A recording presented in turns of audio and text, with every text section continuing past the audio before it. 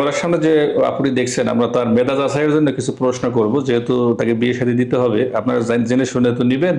তো কিছু প্রশ্ন করি, সে বলুক, এর মাধ্যমে আপনারা বুঝতে পারবেন মেয়েটা সংসারী না সংসারী না। অনেক সময় সংসারে শাশুড়ির অনেক দজ্জাল হয়, বউর সাথে অযথাই কারণে করে খ্যাট খ্যাট খ্যাট খ্যাট করে, আছে না এরকম? হ্যাঁ আছে, এটা তো বাস্তব। এরকম যদি কোনো শাশুড়ি আপনার ভাগ্যে পড়ে, কি করবেন তার সাথে? মানায় চলতে পারবেন না মানায় চলে মানায় কৌশল? চলতে হইব, কারণ মনে করেন যে বাবা মা তো সবার ঘরেই আছে, ওই যদি আমার মা হতো, এটা ভেবে থাকতে হইব। কাজে টাজা করে তো লাভ নেই। আপনার আমি 10টা কথা করতেছি, আমি যদি চুপ মেরে থাকি দেখবেন তার কাজই হবে না। কারণ আমি যদি তালে তালে তালে কাজ করি, তাহলে তো মনে করেন যে ঝগড়া আরো বড় হয়ে যাচ্ছে। আপনার কিরকম পরিবার পছন্দ বিয়ের ক্ষেত্রে? যৌথ পরিবার না সিঙ্গেল পরিবার? যৌথ পরিবার, কারণ আমার অনেক আশা।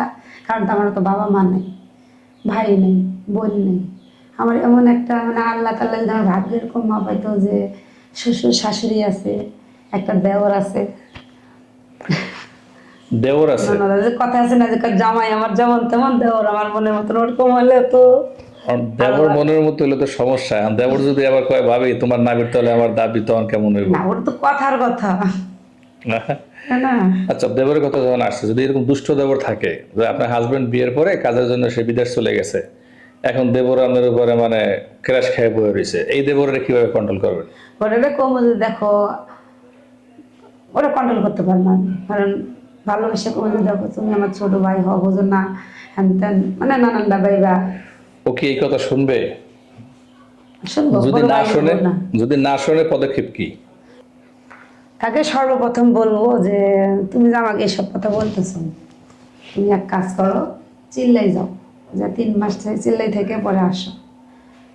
তারপরেও যদি তারই না হচ্ছে, পরে আমার শ্বশুর শাশুড়িকে আমি বলবো যে ওকে বিয়ে করা, বিয়ে করে দেন। তাহলে ঠিক হবে অনেক না? সময় হয় না, ধরেন সংসারে আপনার বিয়ে হয়েছে, আপনার একটা ননদ আছে, ননদ একটা ছেলের সাথে প্রেম করে, শুধু আপনিই জানেন, আপনাকে বলতে না করতেছে কারোর কাছে, দায়িত্ববোধ থেকে আপনি কি করবেন? আপনি কি কাউকে জানাবেন না? মানে জানার কিন্তু দরকার, কারণ আমার শাশুড়িকে বলা দরকার, যে কারণ শাশুড়ি বলবো যে আপনার মেয়েতে এরকম এরকম, পারিবারিক বিয়ে দিয়ে দেন, সবচেয়ে ভালো হবে। কারণ যদি ভাইয়া চলে যায়, তাহলে তো মানিত যাবো ফ্যামিলিতে, মানুষ ইজ্জত শেষ। আমার শাশুড়িকে তখন আমি বলবো যে আমি যে বলছি এদিকে বলবেন না, এরকম।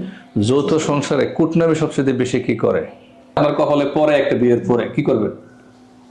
তাকে আর কি করা উচিত, কারণ আমার স্বামীকে শ্বশুরকে বললে তাকে বিয়ে দিয়ে বিদায় করবো। দেখা যাচ্ছে যে বিয়ে দিলাম, তাহলে আর কুটনামি শেষ।